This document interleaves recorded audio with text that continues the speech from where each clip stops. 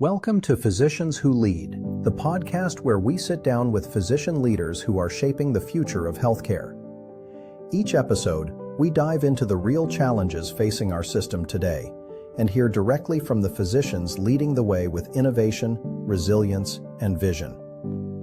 If you want to understand how healthcare is changing and meet the leaders driving that change, you're in the right place. Welcome to the Physicians Who Lead podcast, where we talk about physician leadership and physicians who are shaping healthcare through leadership, education, advocacy, and the way they support the people around them. I'm your host, Kevin Kirkpatrick. Today, I am joined by Dr. Santina Wheat, an academic family physician, educator, residency program leader, coach, and advocate for supporting physicians through the very real challenges of medical training, leadership, burnout, and career development. Dr. Wheat serves as a program director for Northwestern Family Medicine Residency at Delaware, is an associate professor of family and community medicine, and is also involved in health equity leadership at Northwestern Feinberg School of Medicine. I'm going to stop and take a breath here. What I really wanted to explore today is the connection between educational leadership and physician support. We often talk about developing physicians clinically, but we don't always talk enough about how we develop them as leaders, teachers, and people, and as professionals trying to build sustainable careers. Welcome to the podcast. Thank you so much for having me. I'm happy to be here today. Awesome. So to start, can you tell us a little bit about your path into family medicine, medical education, and physician leadership? Sure. So I will say I found family medicine in general by accident. I always knew that I wanted to be a primary care doctor. That was something that was real to me. And I don't know that I actually myself saw a family physician when I was younger. But I knew that my family felt rushed out of the doctor's office when I was a child and that they weren't really listened to. And so I knew I wanted to be that doctor that could sit down, listen to a patient, hear what their family had to say. And I was actually applying for a scholarship and didn't realize that family medicine was a thing. I had actually applied for a scholarship wanting to be med peds. And they said, oh, you can't do that, but you could do family medicine. And when I learned about family medicine, I was like, wow, this is what it is for me. I get to take care of children. I get to take care of adults. I get to take care of pregnant women.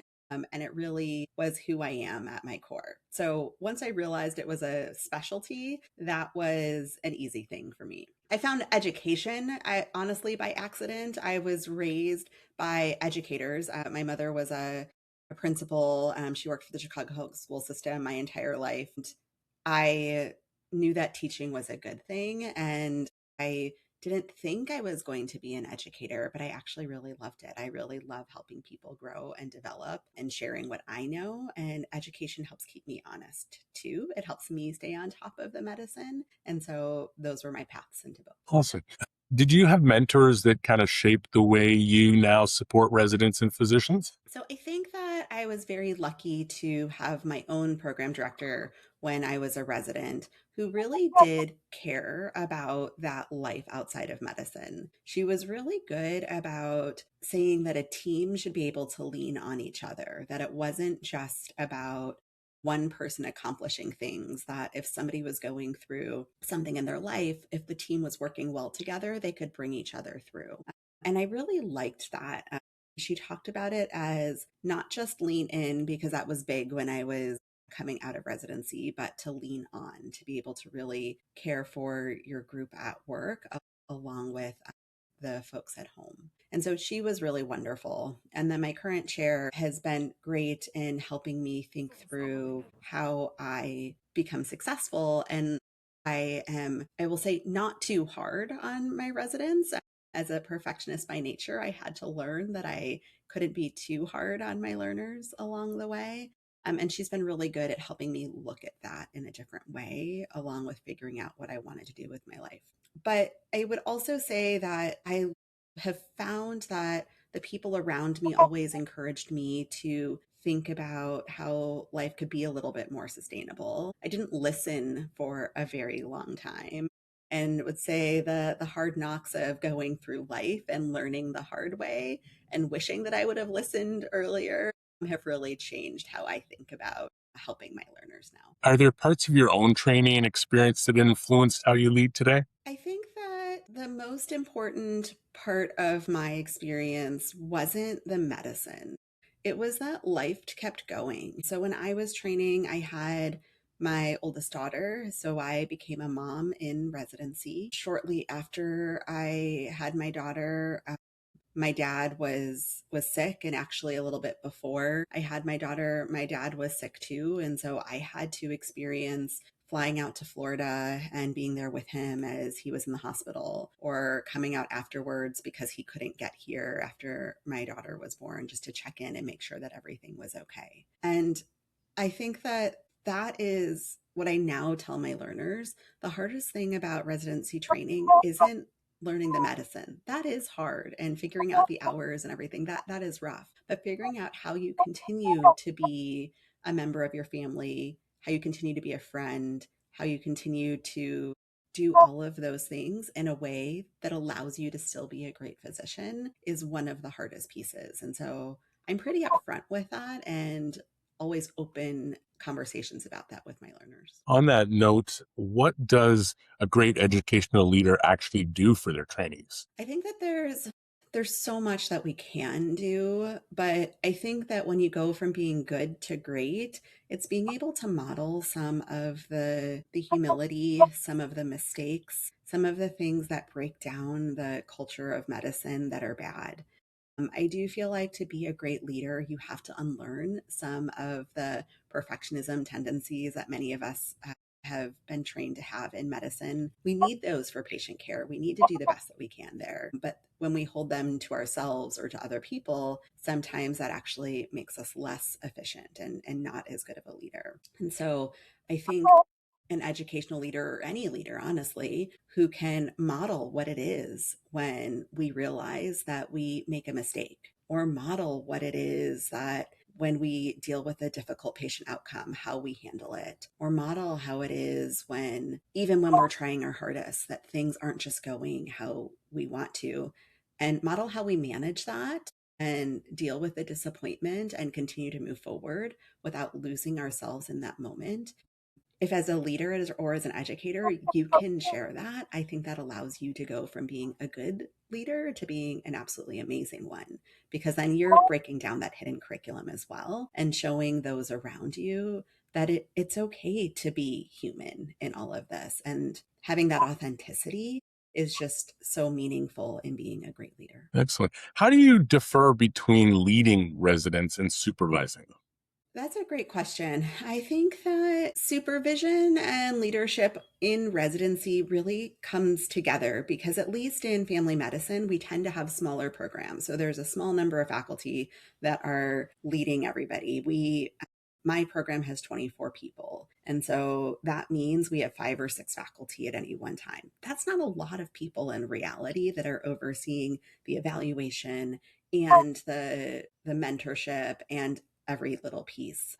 And so I think the supervision is that, okay, are the check boxes happening? Are you doing all the things that you need to do to stay safe and to make sure your patient is safe and that you're meeting all of your criteria to graduate? But really being able to lead them is when you can take a step back and allow them to learn those things for themselves, to allow them to feel that good discomfort, that healthy discomfort that they need to grow, and allow them to safely make those mistakes, so that they can do it in a way where if they make that mistake, I can help them and pull them out of it, but they've learned it for themselves. It's not just a Dr. Wheat told me that I shouldn't do that thing, but they've actually experienced the beginning of it in a safer environment.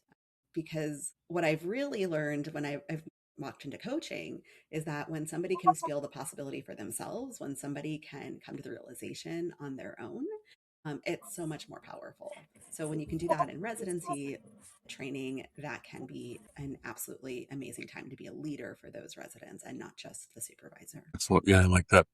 One of the things I see in recruitment is that organizations often expect physicians to step into leadership, and they haven't really necessarily put a lot of training and support into their careers. And we see this, they might be an excellent clinician, but suddenly they're also expected to manage people, manage conflict, manage change, look at things like quality and organizational culture. Do you think we wait too long to start developing physicians as leaders? I do think that we do. And I'm actually at this moment trying to change that within my own program. We've been very thoughtful recently about making sure residents have better exposure to committees within the hospital so that they can see how they function and see some of that interaction. Not to take ownership of them, but at least to be exposed to it so that Mhm. if they walk into leadership in the future, it's not the first time. And then I was recently having a conversation with someone where we were talking about how to be a great leader, you sometimes have to unlearn the habits that we've learned in medicine. So, like, you're not a great people manager if you try to do everything for someone or tell them exactly how to do it. If you don't know how to delegate, if you are constantly micromanaging them, you're not going to be viewed as a great leader. But those things, those holding on to control and being perfect, are really important in clinical medicine. So you have to actually learn how to undo some of that in order to be effective and I will say followed as a leader. And so I do think that some programs are starting to think about it earlier, not just with their chief residents, but with others as well. And having the conversations about how do they do that on the clinical teams, even just like the inpatient team? How do they do that earlier on so that our physicians walk out of residency better prepared to enter leadership roles, whether it's a high level leadership role, whether it's an informal leadership role, and really hit the ground running there. But we don't talk about those communication skills, the people management skills in residency, and we need to do better for physician leaders in that. So, you mean your that comment about not teaching it is, great segue to the next question. But and this might be something that's more related to the work you do coaching. But how do you teach things like self-awareness, communication, conflict management, boundaries, decision making, and things like that? Because I have talked to physicians on the podcast in the past where, you go from, clinically working in the moment to working within a framework that could take 6 months to accomplish the project or longer. So, it's a different perspective. How do you, how do you teach that? I think that a lot of this is not very well taught in a classroom, right? We absolutely can do some. You can do some case studies. We've had conversations about doing professionalism type cases in some of our didactic time to give the opportunity, have the conversations about how do these things work. But I think that most importantly, it has to be exposure. It has to be allowing them to be present for some of the small projects that are going on and seeing how that interacts, and then being able to be present to see how does that get presented to the system, how does that move up, how does it integrate into the bigger Mhm. picture. It has to be that exposure, and then there has to be a safe place afterwards for there to be a trusted person with whom they can debrief. And so maybe it's that they go with a faculty member to a committee meeting that they're on and are able to talk about it in advance and then experience the meeting and then debrief afterwards about what was all of this, what were the dynamics that were in play, what went well in that meeting and what really did not go well in that meeting.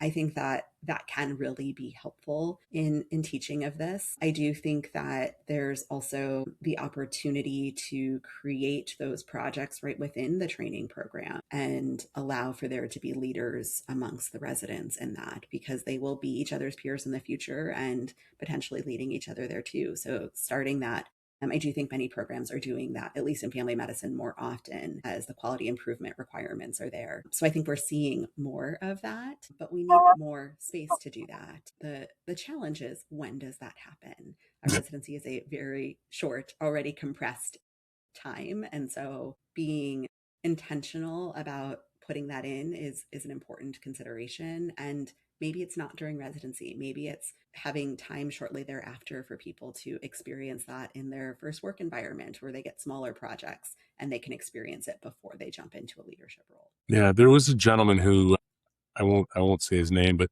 on the East Coast that had developed a GME accredited leadership course, right? Because they wanted to create a accredited course on leadership that was recognized, right? So, there's those types of things. And then when I place a leader, whether it's a clinical leader or a physician leader, we provide 6 months of coaching, right? So I just placed a chief of staff with the hospital, and, for the first 6 months of their tenure, they will have an individual executive coach that they have access to. They'll meet twice a month for those 6 months. And it's intended to provide someone that safe space to talk about what challenges they're facing and strategize. And we include the recruitment summary, so to speak, into that process. So if there's things that were identified during the recruitment, then we'll gently align that with the ongoing coaching to make sure that we're taking all of the information and providing the best onboarding and the best opportunity for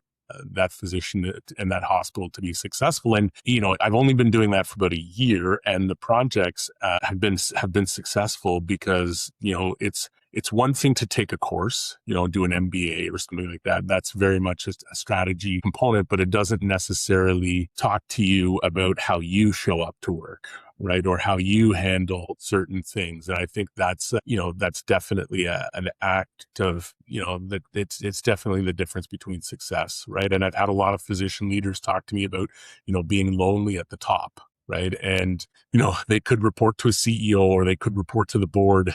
And, how do you manage those relationships successfully and stuff like that, right? So on that, there is this kind of hidden work of supporting physicians. And I've seen some posts where you talk about the hidden load physicians and healthcare leaders carry. That phrase really kind of captures something. And I wondered, what is the hidden load for physicians and medical educators? I think that there's so many aspects of the hidden load. I have multiple things that I think are the hidden load, whether it be imposter phenomenon, whether it be the perfectionism, whether it be the loneliness that you just mentioned. I feel like that one is incredibly important. I think that there is this piece of I'm already trying to be a great clinician. I'm already trying to be a great physician. And now also I'm responsible for these other people. And then also I'm responsible for showing up as my best self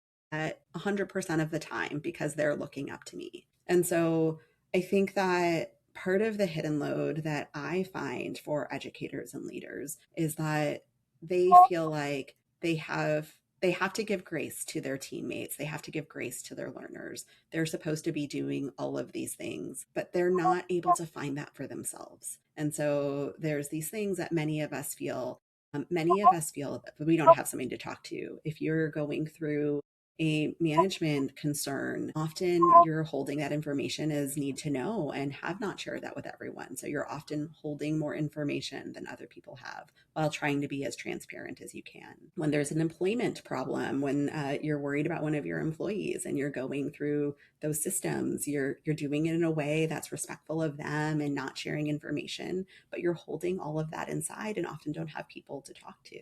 So all of that can be the load. And then there's the doing all of that and then showing up at home too. Mhm. And so that can all feel very not sustainable if you think that you're the only person that's going through it. And so I created my podcast, The Hidden Load, for the leaders and educators in healthcare because I want people to know that they're not the only ones feeling it. And that sometimes there's ways to manage some of those challenges that I mentioned. And sometimes just knowing that somebody else is going through it also and being intentional about this is part of the process can lighten it because we do find some benefit of community and sharing, even if we don't feel like we can share with that person face to face. And it's interesting. There's two things I'll say. One is like I started doing CrossFit a year ago, and I met what I like. We're called the 6 a.m. crew basically because Mhm. Monday to Friday we all go at 6 a.m. and stuff. And I work across Canada and the U.S. I work from home, so I don't have a huge in-person network, right? So, and I'm 51 years old, and I needed those, like, I didn't know I needed the people Mhm. that have shown up. Right. So now you've got this network. And I try and build communities online where physicians can talk to each other. I have a little Facebook group that's got about 100 physician leaders in there that can communicate with each other and go to it. And again, that's the reason we employ the coaching and stuff. But there seems to be this normalized of carrying so much responsibility and carrying so much weight to that by physicians. Why do you think that is? Well, I do think that medicine has gotten harder over the past, I don't know. I've watched medicine get harder in the time that I've been practicing,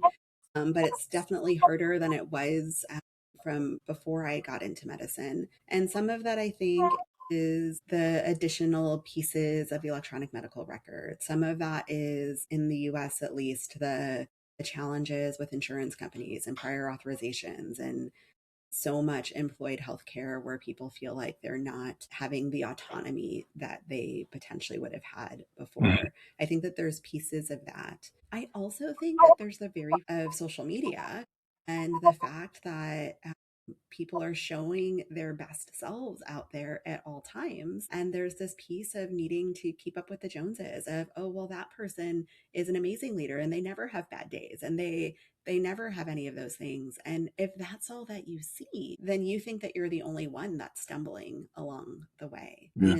And then I will add the piece of our patients being on social media as well and finding information and questioning and other things. Not that questioning is bad, but it can come across in a way that is just challenging. So the system right now is not really set up for us to be successful. The system right now is putting a lot of load on the individual clinicians, on the individual leaders. And I would love for our system to be totally redone so that we have more sustainable processes. But I hope that we can do that from the inside so that we can continue to care for our patients and make the positions more sustainable for the clinicians, more sustainable for the leaders and the educators.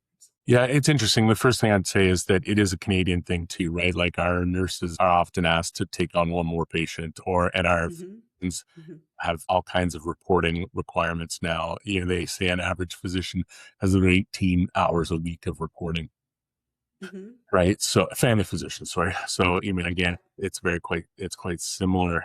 And I think that what I've seen over the last few years is that the organizations that determine that they are going to build a strong supportive culture are the organizations that are winning, right? And they are Mm-hmm. what we've called the war for talent, right? And like I have some organizations that I work with that, we can fill their vacancies in no time at all. And, it's always more people that are interested than are needed. And it's because people understand that it's a supportive culture there that people want to go to. Right. And I have some vacancies that have been open for a long time. And, it's because systematically there's either something wrong Mm-hmm.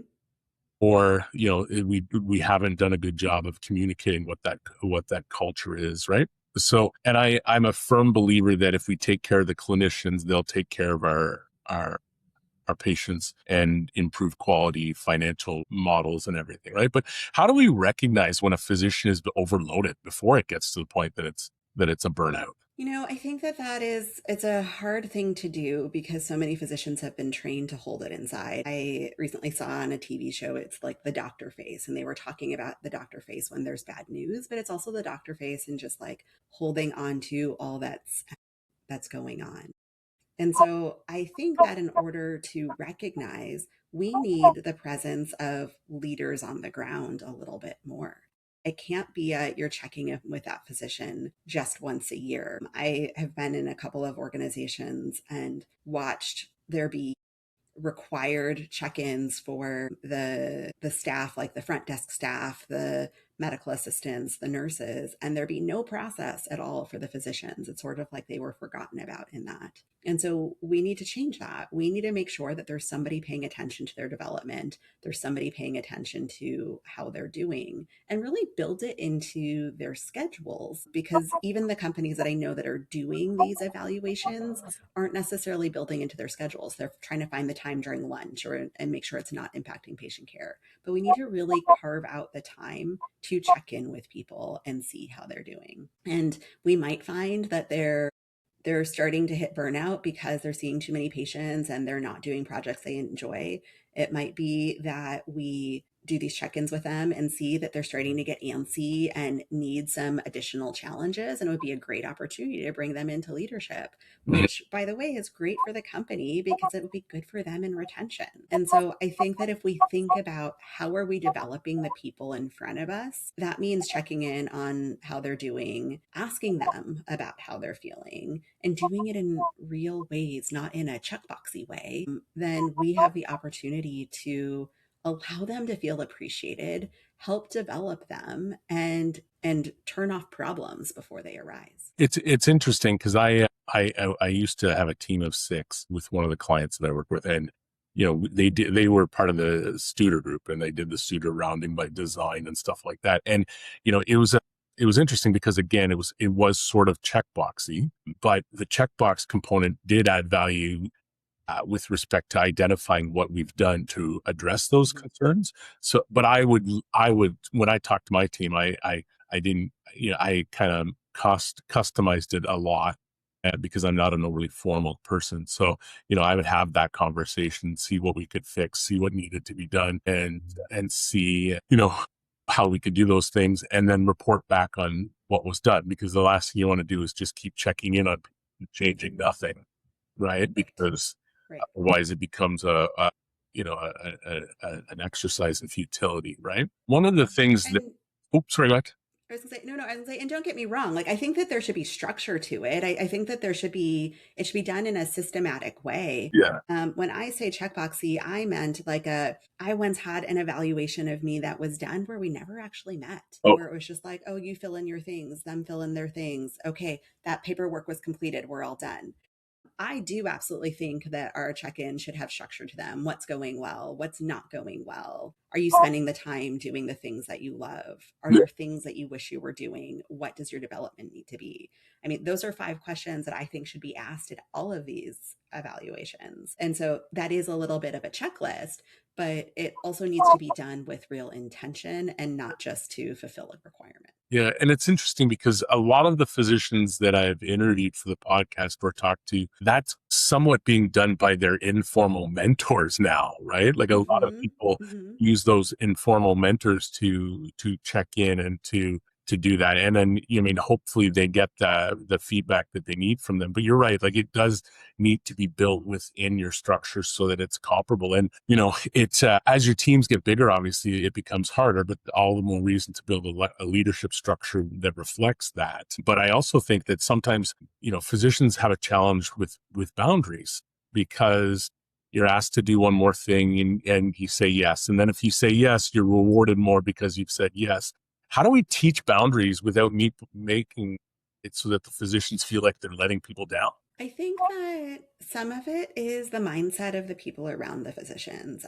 I was just in a conversation yesterday where someone was saying that if a patient showed up 40 minutes late, the staff was mad at them if they wouldn't accommodate this patient. And that's one of those things that people go back and forth on. Well, the organization says there's a 15-minute grace period, and so I don't have to see them after that 15 minutes. But depending on who you work with, that situation could go very differently. I think if I have that happen and I say to my team, I really care about my nurse getting home. I really care about us eating lunch. I really care about showing up for my other patients that were also here on time. That's respected differently. Whereas in some places they'll be like, well, I don't want to be yelled at by that patient, so I really just need you to see them, and it's shifting the blame.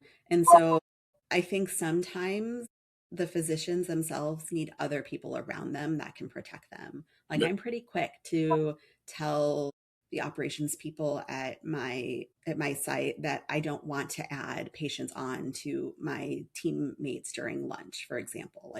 I'm pretty quick to protect them. Yeah. And they were surprised when I started doing that. And so somebody who has a little bit of power has to do that. Otherwise, the physicians or the other clinicians will feel like they're going to be walked all over. So you need the support around you that will help, that when you hold that boundary, that it'll be supported. It goes back to the does the organization support them? And so it has to be clear what's allowed and what's not, and then they have to be given permission and backup to keep those things in place. Yeah, because the thing is, like, burnout is not only an issue for that one physician, right? Like, it permeates into all of the other team Mm-hmm. members and affects, everybody's component, right? So I like setting boundaries. I like understanding them. And for 22 years, I've been recruiting in healthcare, and I really feel like in some areas we've been delivering care off the backs of our clinicians, because innately most clinicians are okay with that one more patient, or okay with, Mhm. oh, just Mhm. extra shift, or I won't have lunch today. And systematically we've somewhat let the clinicians down by not recognizing that and saying, okay, well, we need to change our workforce planning to develop more nurses so that we can do this, or develop more physicians so that we can allow physicians to see the appropriate number of patients Mhm. safely and with the best quality, because we're dealing with people's health, and not just how fast we can make widgets, right? But Absolutely. one of the things that caught me about your profile when I reached out originally was, about coaching and mentorship and within medicine. And I think, yeah, I obviously believe in coaching because it's something that we include in our placements, but I'd love to chat with you and ask some questions about that. So first though, can you tell me a bit about the coaching you've been doing, so I can share with the audience kind of what it is you've been doing? Yeah, so I'm trained in health, life, and also career coaching. And the place that I really love to coach is when people are considering a job change, when they're trying to decide if they're stuck, or when they're starting something new and trying to figure out, how do I not follow the same bad habits, if you will, that I had in my previous organization. And so I really think that the narrative that's out there, that physician work is not sustainable, that physician work is not enjoyable, can be turned around. I think that you can find great joy. It's just a matter of, how do you show up at work every day? Do you have a system that supports you? Do you have those boundaries in place? I think that there's ways to have a lot of joy in practice, in education and leadership, and however you want to do it. And so I try primarily to help people re-find that purpose and what it is that is going to find them joy. Because if they can find even a nugget of that, say if they can have 20 of that in their day, then their job is so much more sustainable. And that might mean just shifting what they're doing a little bit. It might be changing their job description where they are. It might be doing some sort of evaluation and deciding, well, I actually am in the right job. I just needed to look out there and see what else was out there and know that, actually, no, this is the right thing for me and it makes me happy. And so really it's about being able to find that intentionality within oneself, to know that their job is worthwhile for them, and that they can find that joy and harmony in their life. What if someone comes to you and they're feeling unstuck, what type of questions would you ask them to help them get unstuck? I usually go backwards and I ask them when when they were last unstuck. I ask them, when was the time that you were happy? When was the last time you enjoyed doing what you're doing? And truly, when I ask that question, sometimes people don't remember it when they've been working. And so we have to go back even further. Sometimes we have to go before they were working and find out, what were the things that they enjoyed. And if you take it outside of work, when was it that they stopped doing those things? When was it that they stopped making the time for doing those things that they worked?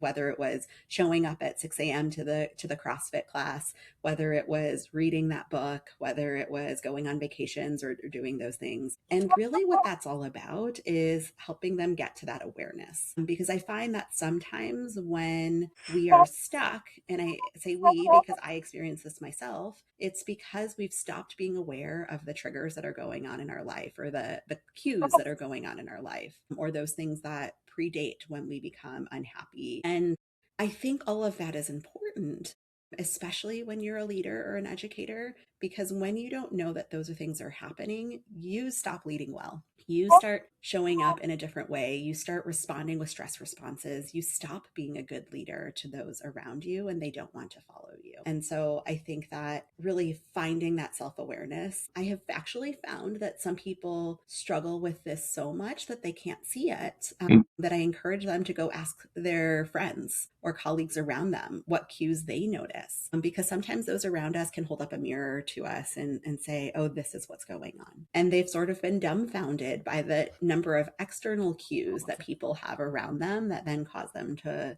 walk on eggshells around the individual. Right. So I would say that I really start with that, finding the awareness, finding the cues, and going backwards from there. It's interesting because I took a project for a year about 15 years ago, and I was unhappy the entire time, and I thought I was doing great work. And then I remembered we did a 360 evaluation, and the feedback came back that, Kevin knows exactly what we need to do. He's got all this competency and these skills, and he understands. He builds great relationships, but Kevin's not happy, right? And Kevin's bringing in Mm-hmm. Kevin to work every day, right? Now, my second daughter was a year old, and I wasn't sleeping very much, but it was also what I now realized was a bit of a toxic environment, and I didn't realize how that was affecting me, which then what I was what I was putting out there, right? So luckily for me, Mm-hmm. I chose to go back out on my own and as a consultant again, and that fixes everything, right? And I find that I love working with leaders, right? That to me, it's the most rewarding stuff when you help someone and find someone who's going to then help lead others in healthcare to improve quality of care and stuff like that. Like it's the coolest thing in the world, right? And it's why I love doing the podcast so much too, is that it's a chance to talk to people like yourself that are leading it and that are making differences and stuff like that, right? So I think that that coaching and that kind of how do I show up to work type of stuff is really resonates with me. I really believe that physicians need to be involved in more leadership, more advocacy within healthcare and stuff like that. So you've been involved in some leadership in around health equity and stuff like that. How does health equity connect with physician education and leadership training, for that matter? I think that I got into health equity in part because of my public health background. I also, when I went to medical school, also did my master's in public health at the same time because I care about the communities as well. And I do think that when you are a leader, you have to think not just about the patient in front of you, but you have to think about your entire environment, be that the clinic or the hospital or the community that it's serving. And so I think that thinking about equity allows us to be, how am I not just helping this top 30%, but how am I also helping this other group that we haven't been thinking about? It forces a different frame of mind. And I think that that's important in a variety of different places at the table. It allows the hospital or the clinic to do great things. It allows the physician to be thinking about, well, maybe this person isn't really fitting the mold of how I was taught this. I have to think about this other space. And I think a truly good leader and educator is able to think about different perspectives. And so that same frame of mind can be brought into leadership as well. Of the, am I thinking about the different perspectives? 8 people in the room are saying this one thing, but am I thinking about those other two as well? And so I think that I really enjoy my health equity work because I like thinking about the bigger picture. And also some of that mindset helps, I believe, in the spaces for leadership as well. Awesome. So my last bit of questions is kind of about what advice you would give physicians that are stepping into leadership, maybe as a program director, a medical director, chief, or even an informal leader. What advice would you give them? I think that I have 2 pieces of advice, and they're a little bit different. The first one is to be flexible. When you walk into a position and think that things are going to exactly follow a straight line, you are going to be sorely disappointed. The best leaders are able to go with the flow, are able to adapt and change based on the circumstances, based on the new information that's presented to them. So allow flexibility to be your friend. And I will say that's something that was very hard for me. I was a very rigid person for a long time, and nothing changes that like having children. But when you can bring those same flexibility skills into leadership, it really makes you more effective and allows it to be more enjoyable for you. The other is to widen your circle, especially as a leader. We talked about this earlier, it can feel lonely. Find mentors, find them outside of your organization in addition to inside. It's helpful to have an external perspective. Find a coach. If one is not provided for you, like when Kevin places people, that's an amazing thing. Find somebody that can help you that doesn't have skin in the game in that organization. because they are more willing to be truthful to you so that you can maintain that authenticity and see the bigger picture. I would say those two things are my biggest pieces of advice that I wish I would have taken earlier myself in my career that I think would have made my path easier. And for healthcare organizations that are listening, what should they do to better support physician leaders? Invest in their development, whether that be coaching, whether that be actual time to check in and listen to them. I think so many physicians are thrown into leadership roles and just told to hit the ground running without great leadership development. And it can't just be the, oh, get the MBA, which is great. It's helpful to understand the finances. But some of the skills that we need, we are not taught during our medical school and our residency. And so we need that other space to help people develop. And we also need to remember that physicians are humans and change. I've seen some organizations hire somebody early on in their career and never accept the fact that they've grown and developed over time. Allow them to do that like you would any other leader. And so I think that invest in them, help them develop, and know that they're going to grow. So one of the themes I keep hearing is that physician leadership is not just about a title, authority, or administrative work. It's about creating the conditions where physicians can learn, grow, lead, and continue doing meaningful work without losing themselves in the process. It feels really important right now, given the scarcity and stuff like that. And we need physicians to be clinically strong, but also supported, self-aware, emotionally intelligent, and prepared to lead complexity. This has been a great conversation. Now, before we wrap up, I have two final questions. First, what is the one thing you wish every physician in training understood earlier in their career? You will make mistakes, and it is okay. You will recover from them. And then secondly, what is one thing you wish every healthcare executive understood about supporting physicians? This should go without saying, but it doesn't seem to. Physicians are not just widgets. They are people too. And they are people who care about the same things that every other people do: growth, autonomy, gratitude. So treat them like everyone else. Just because they have spent half of their life in training doesn't mean that they don't need the same things that everybody else does. Excellent. Where can people find you, follow your work, or learn more about what you're building? Ideally, if someone's interested in coaching around their career, where can they find you? Absolutely. So I do have a website, which is www.santinawheat.com. So it's my full name. You can also find me on LinkedIn at Santina Wheat. You can also find me on Instagram at Dr. Tina Wheat. I answer in all of those places. Excellent. So thank you, Dr. Wheat, for joining me today. And thanks to everyone listening to the Physicians Who Lead podcast. If this conversation resonated with you, especially if you're involved in physician leadership, medical education, recruitment, onboarding, and retention, anything that might make you want to think differently about how we prepare and support physicians, because recruiting physicians matter, training them matters, but supporting them there once they're in their role matters even more. So I'm Kevin Kirkpatrick, and this has been Physicians Who Lead. Thank you.